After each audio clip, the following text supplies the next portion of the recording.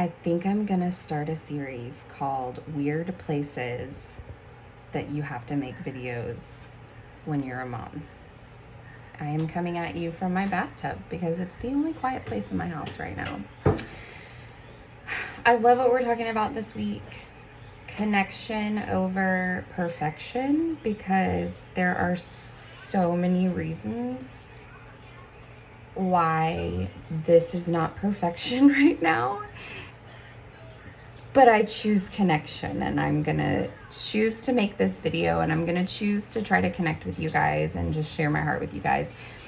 That it's funny how God will teach us when we're, trying to prepare to teach y'all. So here I am going, I got to do my hair. I've got to be, in the right lighting. I need to so it looks like I have my life together.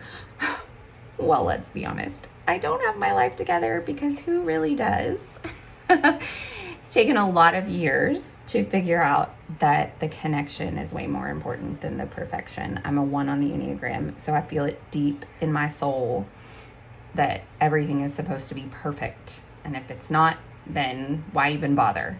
But the Lord has taught me a lot over the years about letting that expectation go. And y'all, I am so much more joy filled, and I know that I'm able to connect with so many more people when I drop those expectations on myself. So I highly encourage you to do the same.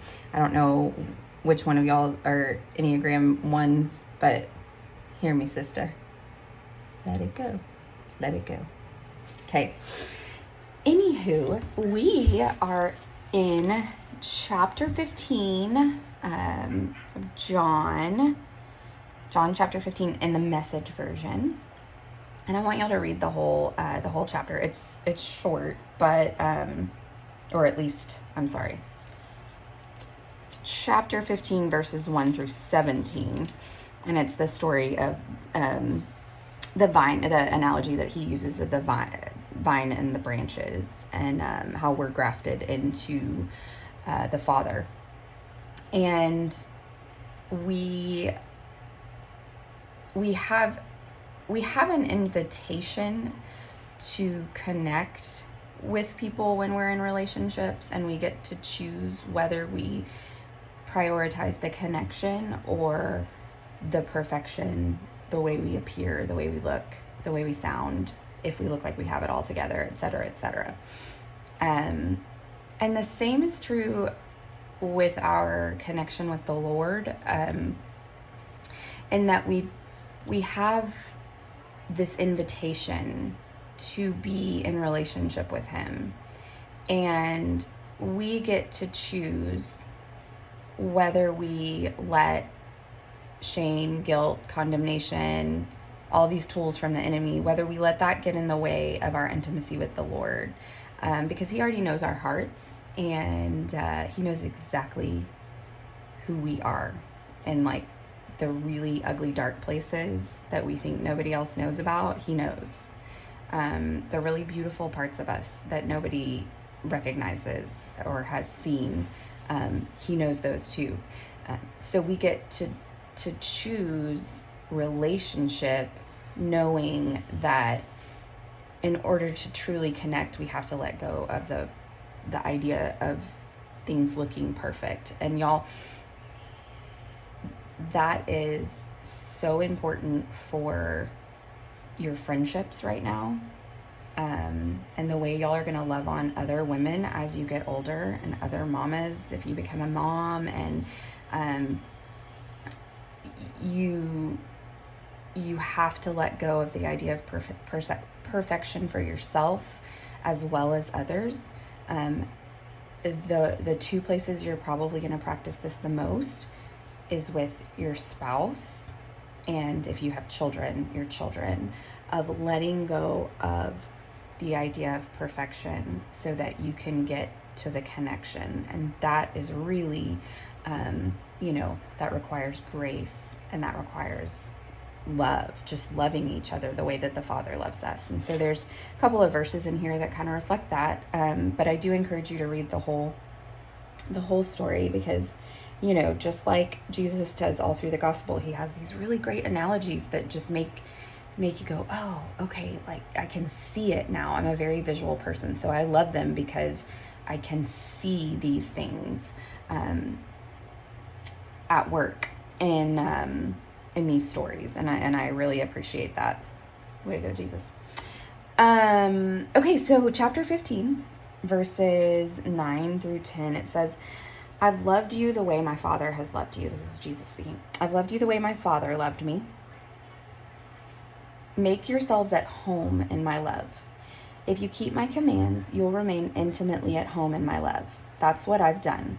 Kept my Father's commands and made myself at home in his love. That is such a beautiful analogy right there. And that's in the Message version specifically, but making yourself at home, y'all, are you at home with the Lord?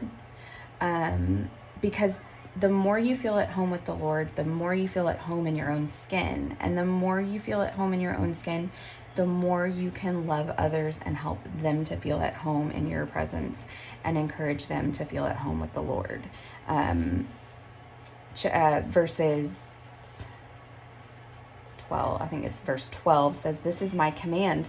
Love one another the way I loved you. This is the very best way to love. Okay.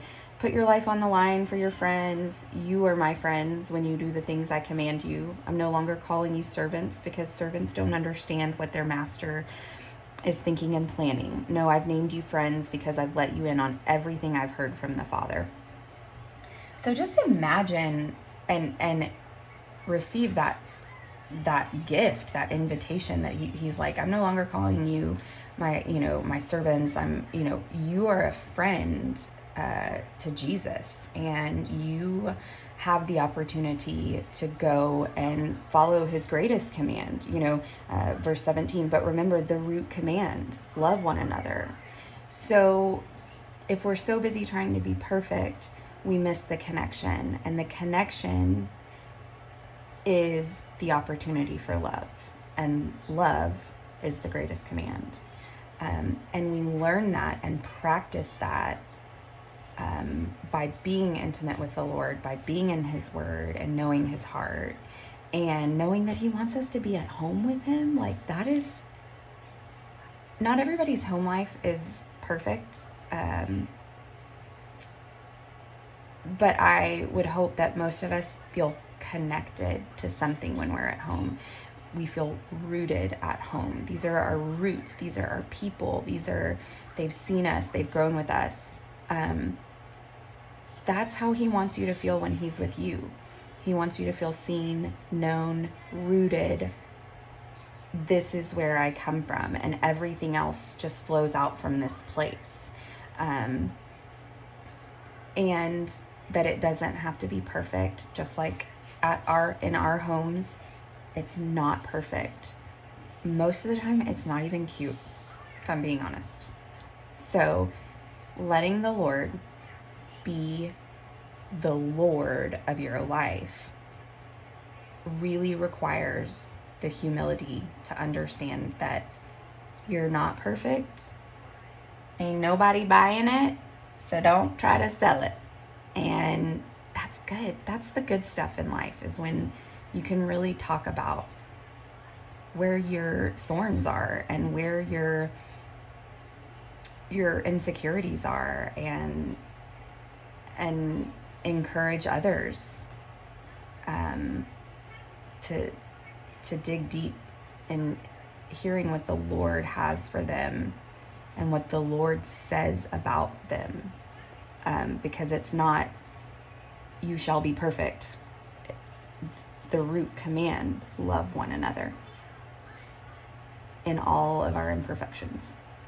Y'all are awesome. I love you. Thank you for letting me come to you from my bathtub. It happens.